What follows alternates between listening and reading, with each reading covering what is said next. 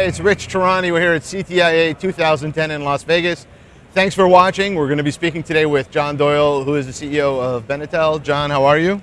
Good, thank you. Good afternoon. So tell me a little bit about your company, please. Benetel is a wireless product design company, and also we manufacture the test systems that are used for design validation and manufacturing test of wireless products. Excellent. Now, I know you have something new at this show, a new announcement. Can you tell us about that?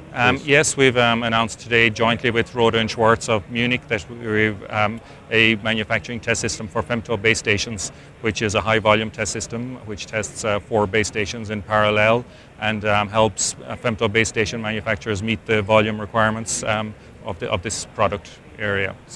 So what specifically, what type of problems has it helped them with, your customers? It's achieving volume. The requirements of our customers are to achieve volumes in the region of like 100,000 units per month, and that level of throughput is quite high for an infrastructure product, a base station product. So we in our test system we do device programming, then RF functional testing and calibration, and then the final functional test, and we can do that with a number of units tested in parallel, which helps address meeting those high volume requirements. So are you hammering them with traffic basically to see how they absorb it?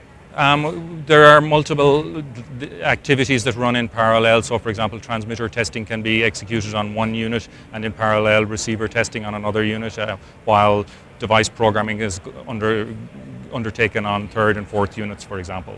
So it's maximizing the usage of the resources in the test system. So. Is femto really ramping right now? Yes, it is. We have systems deployed in the US, in China, and elsewhere around the world. So we see the volume taking off as we see the number of test systems that are required by the OEMs for these products.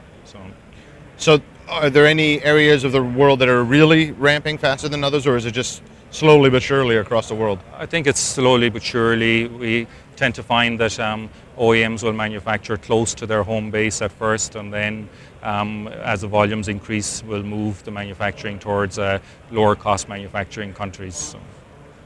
Seems like a tremendous opportunity to offload a lot of that traffic, right? That the carriers have to deal with.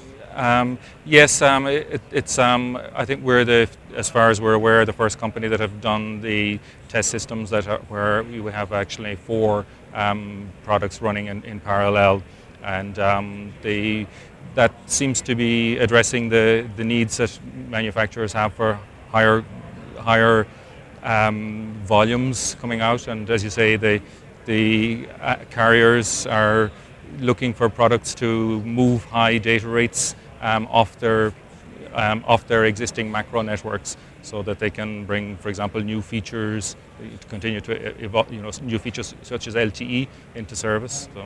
Seems like the Pico cell market's been quiet. I haven't heard much about that space in a while. Yes, it was originally there before femtos were spoken about. But then there are enterprise applications where Pico is making a comeback. So in the business environment, so there's we see some activity among some of the OEMs in developing products for that market area. So maybe if femto takes off, then Pico might as well.